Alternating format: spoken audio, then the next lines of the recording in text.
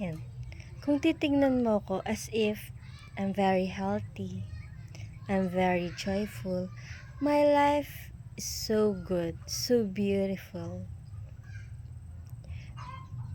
Kung ang batayan mo is that I have a deeper relationship with God. Pero when it comes to status, actually, I'm sick.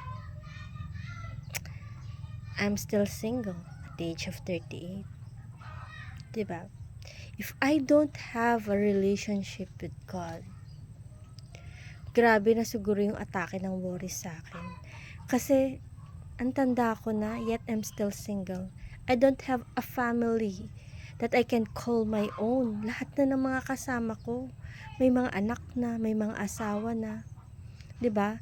Minsan, iisipin mo, hala, mag-isa na lang ba akong tatanda? Hindi lang yan. I'm also sick. Hala, paano pa ako makakapagtrabaho nito? May tatanggap pa kaya sa akin?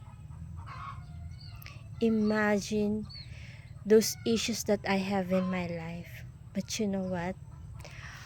With my great relationship with God, He assured me that I am okay, that my life is good, that I am living abundantly.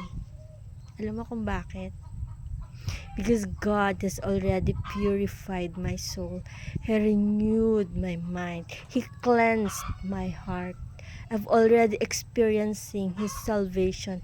I don't have to wait for my death for me to experience life. No matter what my situation is, it doesn't matter anymore. Because what matters most is that my life is in God already.